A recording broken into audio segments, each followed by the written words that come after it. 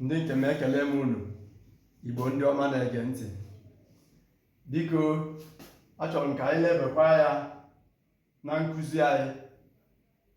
Biko ọ bụrụ na iji akwụkwọ gị weta mkpịsị edemede na akwụkwọ ka i nwee ike ịdị na-edepụta ihe ụfọdụ, maka na ihe dị na be oke dị na be ọgịnọ. Ihe anyị ji were na-ekwu ihe a, ihe dị na bekee dị n'ala Igbo. Anyị na-agba mbọ ka ụmụaka anyị nwee ike ịmụta ọtụtụ ihe.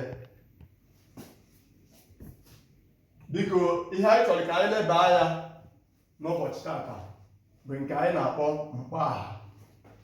Mkpoaha ka bekee na-akpọ nouns.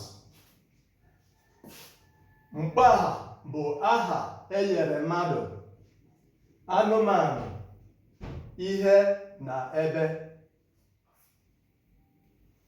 Abịa na bekee akọwara gị nouns are the name of persons, animals, place and the things.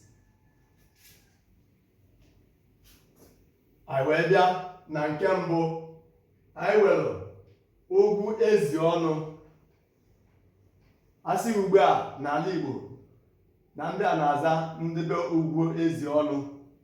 Ugwu ezi ọnụ bụ gịnị? Na bekee say everybody cannot hit a person. Ugwu ezi ọnụ. Asị ugbu a na akpọrọ onye a ụgwụ, ịma na gịnị na onye a kpọrọ nwanne ya ụgwụ, ịma na onye a mere gịnị? Ọ kpọrọ nwanne ya asị, makwa na onye tiri onye ahụ. Anyị bịa wee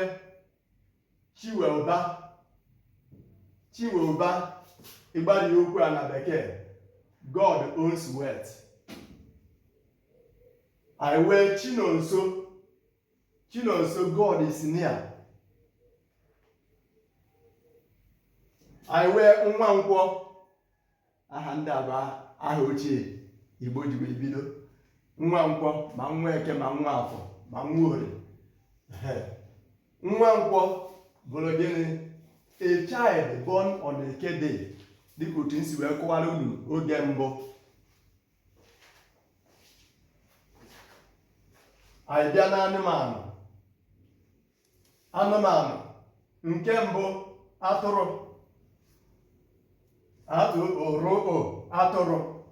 Atụrụ bụ gị bekee na-akpọ sheep. Anyị wee ebule ka bekee na-akpọ ram. Cheta na ị gaa n'akwụkwọ nsọ, Chineke sịrị Abraham ya na ebule n'akụkụ ya were ya wee chụọrọ ya aja. Abraham wee welizie ya wee chụọrọ Chineke aja. O jighịzi nwa ya nwoke Isaac wee chụọ aja. Anyị bịa wee ọdụm ka bekee na-akpọ lion. Wee agụ nke bekee na-akpọ leopard. Abịa wee agụ owuru, bekee na-akpọ ya jaguar. Anyị bata n'aha ihe. Anyị bịa wee ọla ntị ka bekee na-akpọ earring. Anyị bịa wee nju oyi ka bekee na-akpọ fridge. Anyị bịa wee uri ọnụ, bekee na-akpọ ya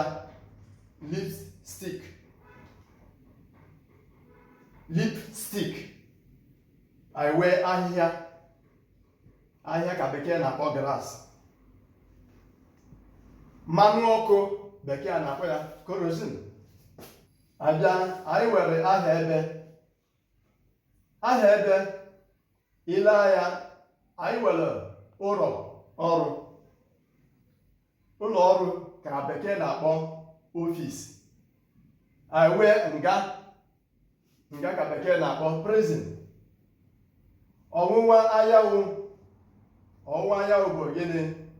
East. Wee olili ozu ka bekee na-akpọ cemetery. Ọdịda anyanwụ ka bekee na-akpọ west. wee bịa wee ụlọ ụka ka bekee na-akpọ chọọchị. Ndị nke m hụrụ n'anya, anyị ga-aga ezumike. Biko achọrọ m ka anyị na-elebere okwu ala anyị anya oge na-adịghị anya, ka ụmụaka anyị nwee ike ịmata ọtụtụ ihe nke ha na-amaghị n'asụsụ Igbo. Ọ ga-enyere ha aka nke ukwuu. Udo dịrị unu.